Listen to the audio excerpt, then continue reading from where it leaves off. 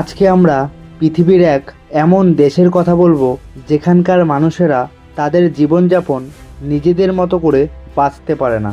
এখানে কে কোথায় থাকবে, কেমন পোশাক পরবে, কি কাজ করবে, কেমন চুল কাটবে, এমনকি কেমন মুভি দেখবে, সব সরকার সিদ্ধান্ত নেয়। এখানে নেতার ছবি পরিষ্কার না রাখলে শাস্তি পর্যন্ত হতে পারে। এই দেশটি হচ্ছে উত্তর কোরিয়া। আজকের ভিডিওতে আমরা জানব উত্তর কোরিয়ার অদ্ভুত সব নিয়মগুলি। সালটা 1945।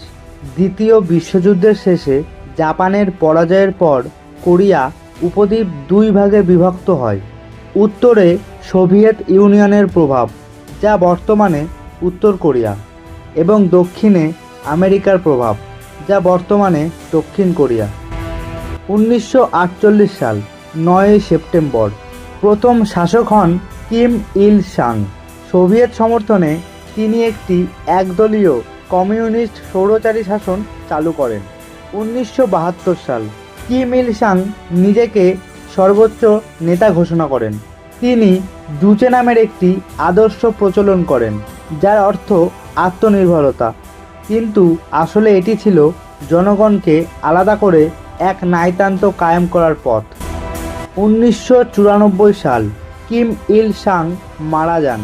তারপর তার ছেলে কিম জং ইল ক্ষমতায় আসেন এবং পূর্বের থেকেও কঠোর শাসন চালান। 2011 সাল কিম জং ইলের মৃত্যুর পর তার ছেলে কিম জং উন ক্ষমতায় আসেন।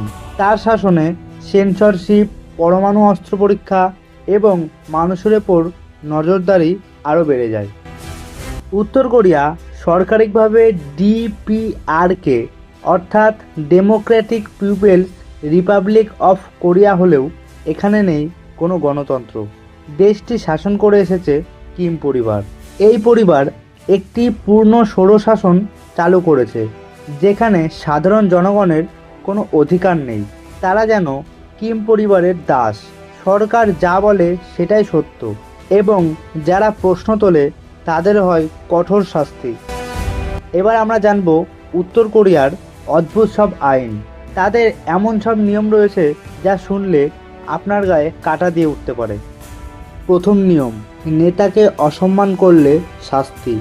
যেমন কি কিম পরিবারের ছবি ঘরে রাখা বাধ্যতামূলক এবং প্রতিদিন সেই ছবি পরিষ্কার করতে হয়। যদি কোনো রকম ধুলো জমে থাকে তাহলে শাস্তি নিশ্চিত।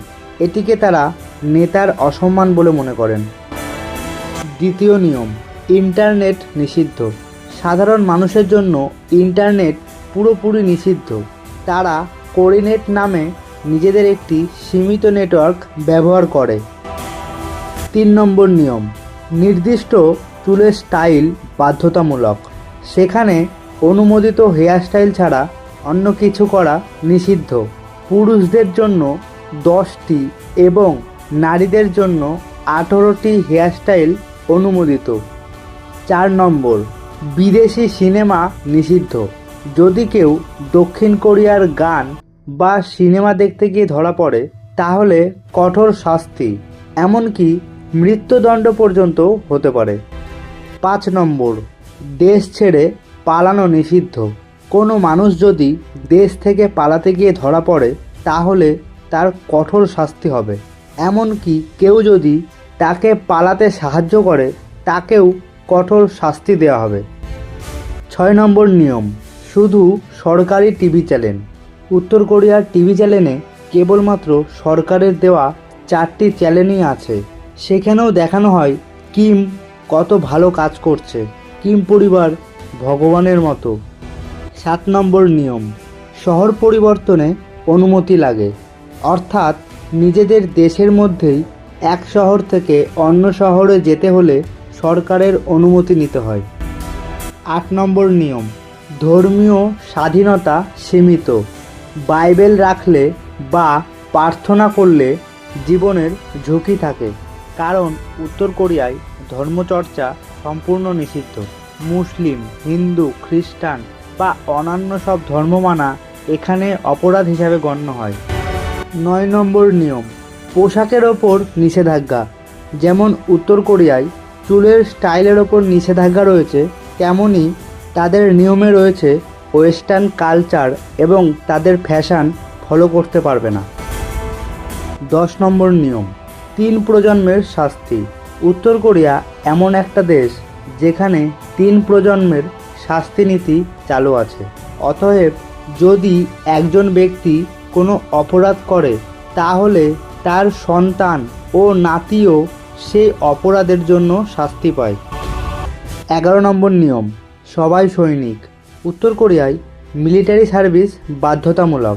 এখানে 17 বছর পর থেকে প্রত্যেক পুরুষকে 10 বছরের জন্য সেনাবাহিনীতে থাকা এবং প্রত্যেক মহিলাদের 7 বছরের জন্য সেনাবাহিনীতে থাকা বাধ্যতামূলক।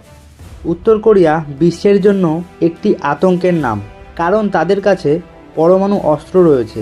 কিম জং উন প্রায় ক্ষেপণাস্ত্র পরীক্ষা করে, যার লক্ষ্য হতে পারে দক্ষিণ কোরিয়া, জাপান, এমনকি আমেরিকা পর্যন্ত।